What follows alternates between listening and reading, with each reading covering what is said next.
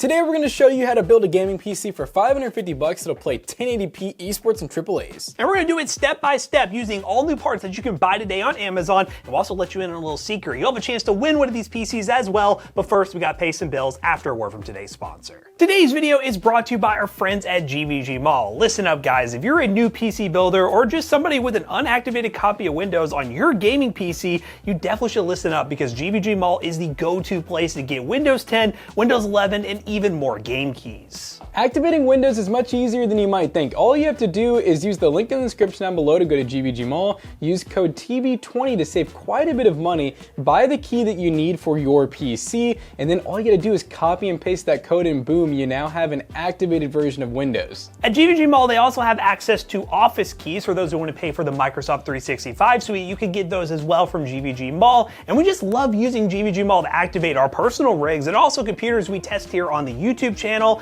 And whether you're rocking Windows 10 or Windows 11, they have you covered and will save you a ton of money over buying an OEM key. So we'll definitely check that link down below to take advantage of the awesome deals that GVG Mall has to offer. And big shout out again to GVG Mall for sponsoring today's video. Now let's get into it. For the CPU, we have the Ryzen 5 5600. This is a 6-core 12-thread processor, and we're going to be using a board that doesn't fully utilize the CPU, so we're going to link a different one down below if you would like to have Gen 4 support. And speaking of that limiting motherboard, this is a Gigabyte A550M S2H, and in all honesty, when I planned this build, it kind of totally slipped my mind that this only has Gen 3 support, so that means that your NVMe SSD will only run in Gen 3, so make sure you actually buy a Gen 3 one so you're not wasting money. And the graphics card that we're going to be using is going to lose a little bit of performance in Gen 3, but hey, just wait, you guys will still be pretty impressed by the results. But yeah, really basic motherboard. It is pretty cheap, but honestly, I would spend the extra $8 to $20 to get yourself a B550 that we'll link down below instead. And speaking of budget, we got some Patriot signature black 3200 megahertz 16 gigs, a 2x8 gig kit,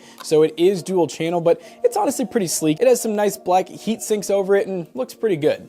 And speaking of a disclaimer, don't buy a Gen 4 SSD, don't spend the extra money. This right here is a really cheap drive right now, the Timetec NVMe PCIe Gen 3 SSD. It's 512 gigs. You can also get a 1 terabyte if you want for just a little bit more, but yeah, don't spend the extra money on Gen 4 because you won't be able to utilize it. Now guys, before you see this graphics card, put your pitchfork down and just understand that there's something interesting about this graphics card. This is the RX 6500 XT, which on launch, we even agreed was not a great buy at $150 to $160, but these things can be had for $120 new right now. With 4 gigs of VRAM and at $120, it's overall a pretty solid graphics card. And when we're comparing it to something like an ARC A380 or a 1650, which the 1650 is more expensive and the A380 is a little bit cheaper, but you know Intel ARC, they have some issues. This is probably one of the best new GPUs that you can get right now at $120. Obviously the used market's gonna have other options, but for this build, we wanted to go all new, and this is what we went with. I'm excited to see the performance. Now, speaking of a solid power supply, this is a Segotep GN 650 watt 80 plus gold power supply. Professional power supply for gamers. Just gamers, nobody else. Just kidding. It's great for all sorts of builds, and 650 watts, more than enough for this PC build with room for upgrades in the future. And of course, for the case, we have the DIYPC Q3, which is also the V2 version. I don't really know what's different about it being V2, but we ended up with this case instead of the case we originally planned, which was the Apevia Prism,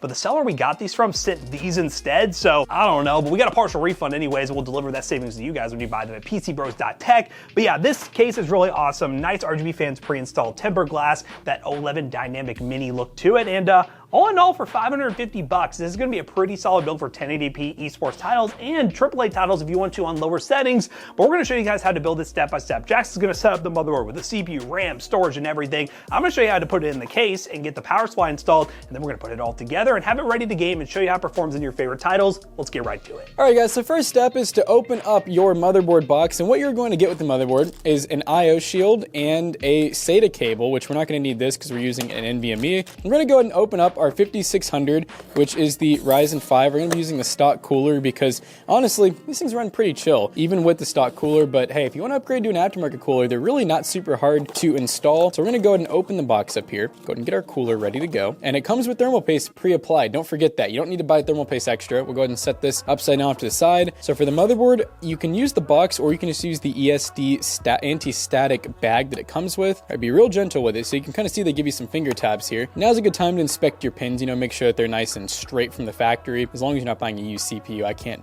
say a time that I've ever had a new one show up with bent pins. You're gonna go ahead and find the arrow on your motherboard, which is right here in this case. And then you're gonna have a little arrow on your CPU. When I say little, I mean it's tiny. It's right there. It's very hard to see, but the CPUs can only go in one way unless you force them in another way, which I don't recommend doing. All right, so we're gonna kind of get it lined up and it should just drop right in. Sometimes though, they need a little bit of, there we go.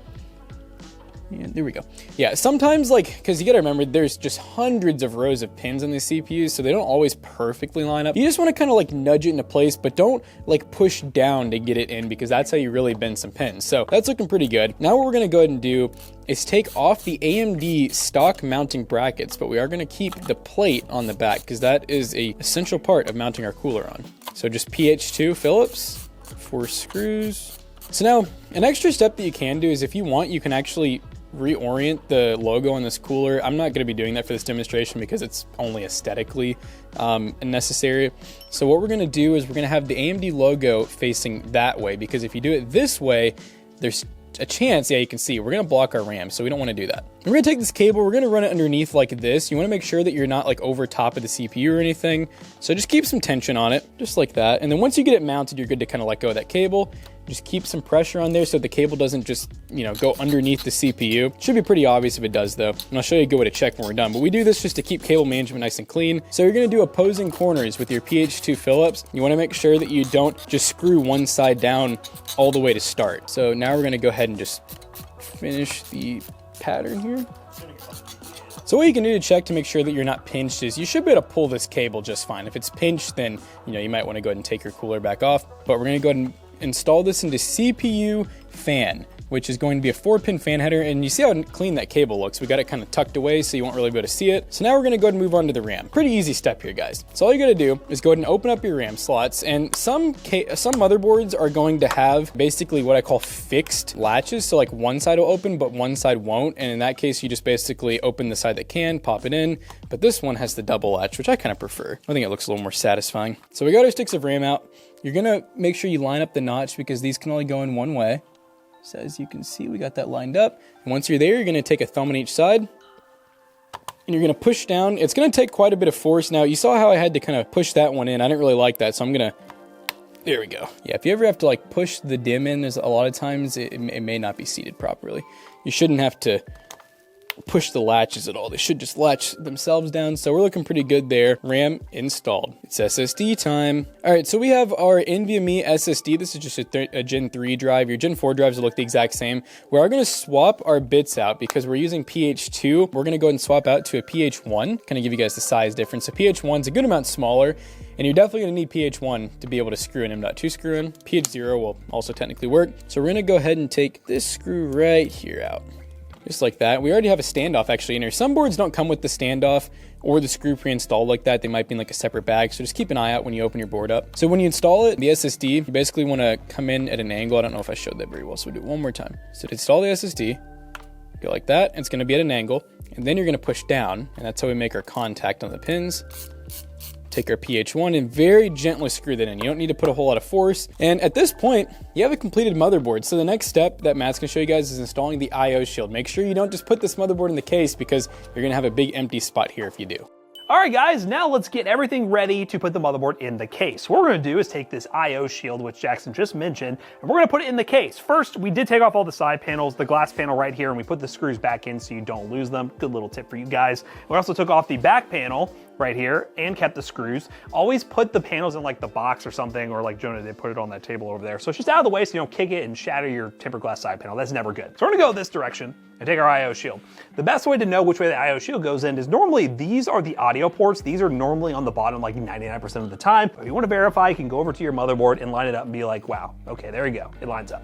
So we're gonna go ahead and take this and we're gonna install the IO shield. But first we're gonna go ahead and take this screw bag out because you are gonna need it to install the motherboard and such. And they put it in this very interesting location, which is in the way of our IO shield. So we'll get this out of the way, put that off to the side, and take our IO shield and slide it in right here. So I'll give Jonah a little bit of a look right here. We're gonna line up the IO shield and push in all the corners until all the clicks. And there you go. As you see, the IO shield is, kind of secure. I don't hit it too hard, guys. I'm just so strong. I just touched that and it just like popped out, just insane.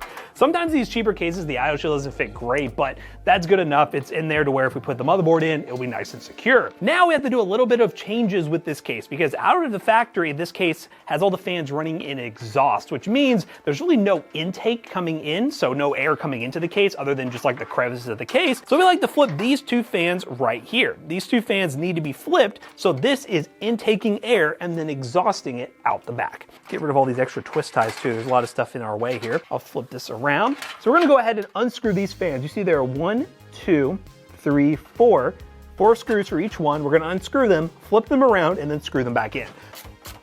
You don't necessarily need to do this, by the way. It's just kind of like preferred, and there are people who will comment on this video and be mad that we didn't do it. All exhaust, that thing's gonna explode. And then we're gonna take the fan, and as I mentioned, we're just gonna flip it. Boom, just like so. Then we're gonna take the same screws and screw it back in. And we'll repeat this process for the bottom fan as well.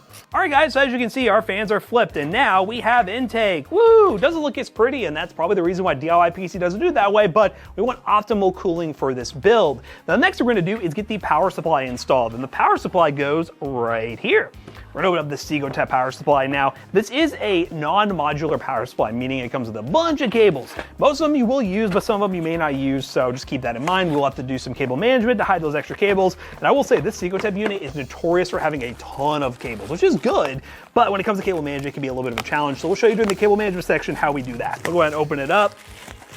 Plenty of watts for this build, and also inside there you get this little bag with screws in it, which we'll be using to screw in the power supply, and this power cord, which you want to save. All right, John, I'm going to shoot it. I'm going to make this. Ready? Here we go. We just bout that here at the Toasty Rolls. We just bout that. Let's go ahead and undo this twist tie, holding together this spaghetti monster of cables. So we'll take the power supply, and we're going to install it with the fan facing out because this is how it gets air from the side panel. We're gonna move all this extra stuff out of the way. Need it out of the way, you don't wanna be pinching it with your power supply. So go ahead and slide our power supply in, and then I'll show Jonah on this side. Your screw holes should line up. I don't even know, oh, there we go. Should have some screw holes lined up. 4 to be exact. 1, 2, 3, 4. We're gonna go ahead and screw those in. Hopefully it will stay still so I can walk around the table real quick. And we're gonna take this bag that we got with the power supply and use our coarse threaded power supply screws, which will show you guys what those look like. Boom, this little baggie. Coarse thread screws right there, ladies and gentlemen. There you go, that's what they look like. And we're gonna use them to screw in this power supply. We did just notice there's a little bit of a lip right here. You gotta make sure you get the power supply well over, or you won't be able to screw in the bottom screws. So once you have the power supply over that lip, all 4 screw holes will line up properly, and we're going to start with this one. Screw, screw, screw. And boom, the power supply is installed and ready to go. Now, let me do some little checking here, make sure I'm not missing anything. This is one thing we want to get out of the way. There's this fan cable that I don't know why it's not plugged up. Something happened in the factory where this is unplugged. Jax will show you how to plug that up when it gets to the cable management portion. But we're gonna go ahead and undo this so we can feed the cable. This might be an easier way to show it. Feed the cable through this hole right here. So we'll just go ahead and just push that through there, like so. And you'll see it coming out the back of the motherboard tray, which will be covered here in a second, but we'll just run it through there for now and get it plugged up in a second. So now that we already have our case laying down, we're gonna lower the table a little bit here. We're gonna plop the motherboard into the case. Now just for sanity check, and I think this case is fine, you always wanna make sure there's no extra standoffs in the case. Standoffs are these little things right here that allow you to screw the motherboard into the case, and sometimes there could be extra ones that poke on the back of the motherboard and cause your system not to post. We don't want that. So we're going to take our motherboard and make sure there's no extra ones lining up. And actually, we have an extra one, Jonah. This one right here. This one is not lined up where it needs to be. This is where it needs to be. So we got to move this. I don't know if we have one of our tools handy. Might just need to use a little pair of pliers. So for those at home that need to move this extra standoff, you can use a pair of pliers or something like that. Pretty simple to do. We're just going to give it a little, oh God, as long as it's not super tightened down in the factory. Yeah, this thing you don't necessarily need to put back because it is kind of difficult without the little riser tool, but I'm gonna try anyways. I'm gonna give it an honest effort, see if we can get started. They have to go in a very particular way. Well, it looks like I got it. So we lowered it down to this bottom riser spots. And make sure it's screwed in as best you can, because when you actually screw in a screw and you try to take the motherboard out with it, this isn't down tight. You could actually get this to come with the motherboard, so that can happen sometimes. So nice and screwed in. I just scratch up the case a little bit, so be careful. Again, with cheaper cases it happens, but it's behind the motherboard, who cares? So we're going to take the motherboard now that we actually have everything set up properly, and we're gonna put it back in. And you'll see that all of them are now lining up. Look at that, boom, boom, boom, boom, boom, and boom. Wow, look at that, all ready to go. And now we're gonna go back to this little contraption here. This is like a PCI cover and our bag of screws that allow us to get out the fine threaded screws we need to screw in this motherboard. Okay, so we just spilled out all our screws right here, all the screws that we're gonna be using. And what we're gonna be using to screw in the motherboard are these fine threaded screws. And for comparison, we also have more of those coarse threaded screws that came with the power supply. Fine thread, coarse thread. We're gonna rock the fine thread here and screw in all the screw points that I just pointed out. And we're gonna start with the top right. Sometimes you might have to push the motherboard in. Make sure to look behind on your IO shield to make sure there's no extra cables or anything blocking your IO, and make sure everything is coming out properly, and it looks like it is. So we're gonna start with the top left by the CPU power and screw in our first fine threaded screw. Don't over tighten it. Once you start feeling a little bit of resistance, that's pretty much good. We'll go ahead and go over to the next one. Off to the right, there's an extra spot right there, right behind the IO. Across from the CMOS battery, for those that don't know, that is a CMOS battery. To the right by the USB 3 header, the one we just installed. And just like that, our motherboard is installed and looking really good. Now, we just showed you guys how to put the power supply in, how to flip the fans, how to install the motherboard with the IO shield properly, and remove that extra standoff, because if you didn't do that at home, you would have a motherboard that would not post, and you'd be like, why the heck is this build not working? Very important for you guys to do that at home. But now that we're ready to start plugging things in, let's bring Jackson in here and start showing you guys how to plug in step by step, and you're very close to having a gaming PC ready to go. So the first step is going to be the 24 pin. That is the main power rail from your power supply. And we're gonna go ahead and feed that right through the cutout here. Here's the 24 pin right here. We're gonna plug it in to this 24 pin slot right here. Just flip it around like so. Push until you hear a click. Boom. There we go. 24 pin is nice and installed. The next step from the power supply is going to be the CPU 8 pin or 4+4, because as you can see, this does split off so that you can have two separate connections. But this motherboard actually has an 8 pin, so we're just gonna feed it straight through like that. We're gonna go right up top here. I'm gonna try not to take any cables out with it. As you can see, it's popping out right here, and we're gonna plug it into the CPU right there. Boom, CPU power installed. So the next step is going to be the PCIe 8 pin, and in this case, it is a 6+2. We actually get 2 of them on this power supply. Actually, no, we get a lot of them. We're not gonna need any of these. That's upgrade path, guys. So we're gonna go ahead and feed this through. We're not gonna be plugging it in yet. This is more of just a step ahead. So here we go. Here's the PCI power coming through on the other side. Again, we don't really need that extra one, but we'll cable management a little bit later. All right, so this right here is your front panel connectors. You got quite a few. We're gonna be hanging on to this one. This is the reset switch, which ideally you want plugged in for your LED switch. So we're just gonna basically separate it. And you said, where do you want it? Where the PCI power went through. All right through the bottom. So you can see it sneaking out like so. And we're gonna plug up the front panel right here. And we're gonna start with the hard drive LED. Bottom left for hard drive LED. Le bottom. Boop. And then power LED, positive, negative. Positive there. Negative there. And power switch is gonna go right next to the power LED. And as you can see, everything is plugged into the front panel header and everything will be working. I think next up, then we'll keep it close to that. We got a USB 2.0 header, and this is gonna be missing one pin right on the far side, so it's pretty easy to mistake or mess up. I'm assuming we can go through the front panel. Other spot, next to the power supply. The power supply. All right, if so possible. we're gonna have to do a little trickery here. We're gonna go underneath the power supply. You're gonna have to kind of get at an angle to see underneath it. And here you go. Here's your little USB 2. Yeehaw. And we have 2 USB 2 headers on the motherboard. So we'll just pick whatever one we want, whatever's closest. This one is the closest. We'll go ahead and push it in, and boom, we're good to go. All right, how about HD audio? HD audio, same spot, please. The HD audio is missing a pin closer to like the middle, so it's a little bit easier to spot than the USB 2. You said the same spot? Same spot, please. Yes. Boom. There you go. Here comes the HD audio, and we're gonna plug it into the far left header, right over here, the light gray one. And make sure to line up the missing pin with the missing pin on the header. And just like that, we have HD audio. Our audio has never been so high definition. All right, next up, a big blue connector called USB 3.0. You really can't mistake this connector for anything else. And is that the usual spot, or is that down low? That is on the bottom. Oh. So where you put the GPU power. Okay. So you can see the header says USB 3.2. We're gonna take this big blue connector, flip around like so, and we're going to plug in until we hear a click. Just like that, USB 3 is installed. All right, I think at this point, I'm gonna go ahead and take a SATA connector, which is gonna look like that, and go ahead and power our ARGB fans. So we're just gonna take that like that.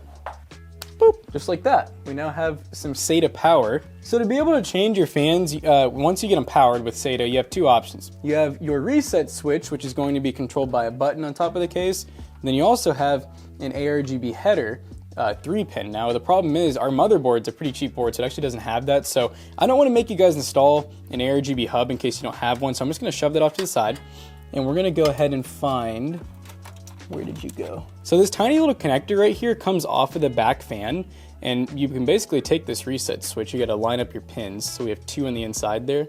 And now we should be able to press the reset button up top and be able to change lighting. If for some reason it doesn't work, your next best option is to get a board that has the 3-pin, or you can buy a cheap little ARGB hub that has like a button on it. And realistically, I can just kind of go ahead and start tucking some of these cables while Matt gets the GPU unboxed. Okay guys, we got our GPU right here. Okay, that's about as zoomed out as it's gonna go. So we got our GPU right here. I'm gonna open up out of the bag. Are we ready to install the 6500 XT? With your graphics card, be sure to take off all the peel. As you can see, there's a lot of plastic on this. You want to definitely take that off. And we got one on the back as well. All right, guys, so I took all the peel off the graphics card, and as you can see, our 6500 XT from ASRock is ready to go. Now we're gonna install our graphics card right here. Boom, it's done. Just kidding. So first we gotta take off this PCI cover right here. Unscrew this coarse threaded power supply screw. And this little door system is gonna, flip around. So you leave that on there, and we're gonna make sure that we take off the right PCI covers first, but I believe we're going to have to pop off these 2 PCI covers. We'll address this issue right here a little bit later. We're gonna go ahead and take these off. Wiggle, wiggle, wiggle. And then this one. Be careful, there are some capacitors right next to it that you could break off, so be very careful. So we're gonna take the graphics card once it's lined up, and we're going to push it in. And boom, just like that, it is slotted in. Now we're gonna take our 2 power supply screws, and we're going to screw in the top one. Or you can do the bottom one, depending on your preference. Now we're gonna take this little extra bracket that came with the screws. It was literally tied with the bag of screws, and we're gonna put this up top here so we can cover that empty spot. You don't necessarily need to do this, but it's an aesthetic thing. You know, you don't want that extra broken off hole right there. It don't look good. So we'll go ahead and screw that in with another coarse threaded power supply screw. Put this little thingy kababi right back. That's the definition of it, the thingy kababi. And take another power supply screw and screw that down. So we're gonna take our PCI power, our 8-pin right here. And as you can see on this graphics card, we're gonna plug it in right there. Plug it in, boop. And just like that, we're gonna give Jackson more cables to deal with. And I will take one zip tie before Jackson goes and shows you all the other cable management. And we're going to zip tie this extra 8-pin that we don't need to the one that's plugged in, just to clean things up a little bit. And then we will do a little snippety snip, and we will be ready for the cable management section. And in theory, your PC should work. In theory. This would be a good time to test it, you know? We could always go ahead and make sure our RGB situation actually works real quick. Oh wait, wow, it turned on right away. All right, so we're on RGB right now. Okay, so it changed. We'll see if it switches on its own. See if it changed. Let's see if it stays, yeah. There was an issue with the other version of this case where it would just be automatically in demo mode no matter what. And it seems to be holding. It's just a static color. Yeah. Let's give it a few more seconds. I think it's good. Yeah, that was an issue with the previous version of this case, but that's probably what they fixed. So that's cool to see. All right, cable management time. All right, cable management time. So I obviously did a lot of pre-cable management just by shoving a bunch of stuff into the hard drive cage. In some case, you're gonna have like a power supply basement that you can kind of hide stuff in. Basically, we're just gonna do some clean runs, the zip ties the best we can.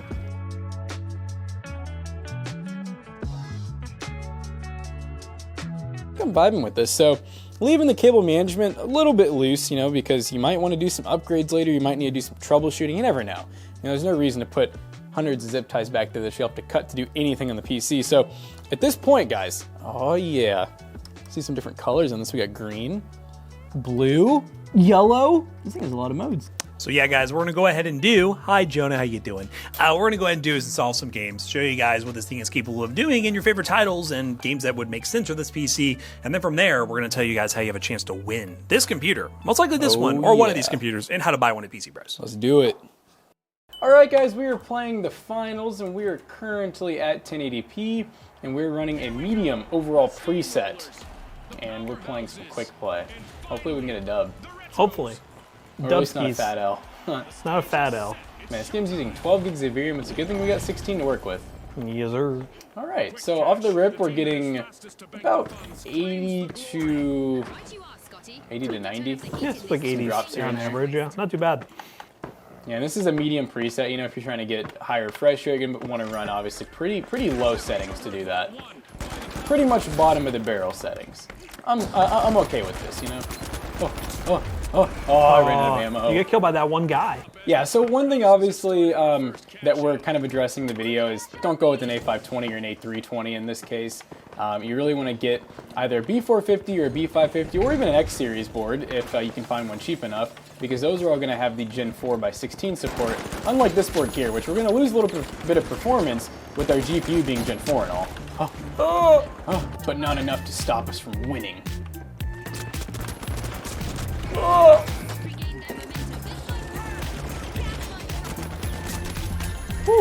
need to be good teammate. Yeah. Christ. Make him think I left. Oh my Yes. goodness. Oh, they ran into your booms. Oh my. Whoa, I didn't see this guy coming. Holy crap. Oh god. Oh god, aerial strike. Can I take one out with me? Yeah. Yay. Just gotta. Why is purple and orange like working together? What the heck?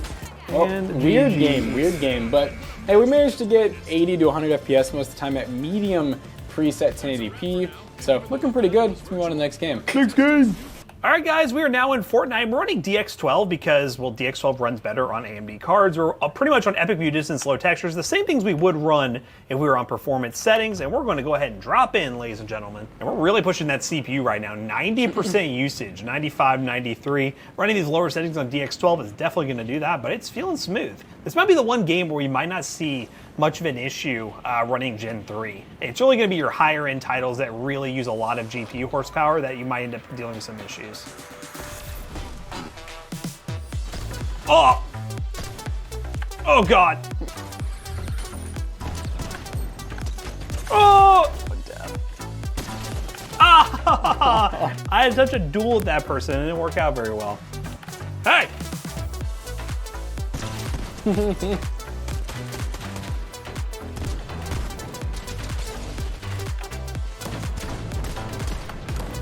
How much health do you have? You have a lot of shields.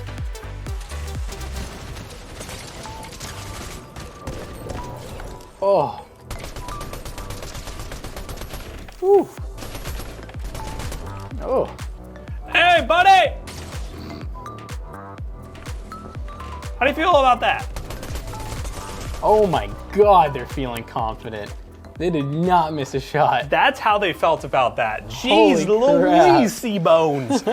Anywho, Fortnite. DX12 runs great. Run DX12 if you're running an all AMD system. But yeah, even though Gen 3 limitations, your esports titles seem to run fine. You might have a little bit of issues on some AAA titles, which we will test it with Cyberpunk. You can see the maximum FPS there, but we'll talk about it during the end, and also our 30 mark time spy score, and then wrap this video up real quick. Alright guys, we just got done benchmarking this gaming PC, and at the time we're recording this video, this PC is actually down to about $500 to $510, so make sure you do some deal hunting with the links down below. With us getting a different case and also the graphics card getting significantly cheaper, this build is more like $510 to like $500 if you want to build this yourself. As always, you could buy one at PC Bros if you don't want to deal with that. But in terms of the 30 mark time spy score, we end up with a score of 5,211, which is a 10 cent per point when factoring in the price of the current parts at about $510. And we also ran Cyberpunk at 1080p medium settings with FSR 2.1. It got an average of 55 FPS. I think Cyberpunk is definitely an example of a game that you will get more performance if you do get the board we recommended at the beginning of this video instead of this A520 to get Gen 4 support.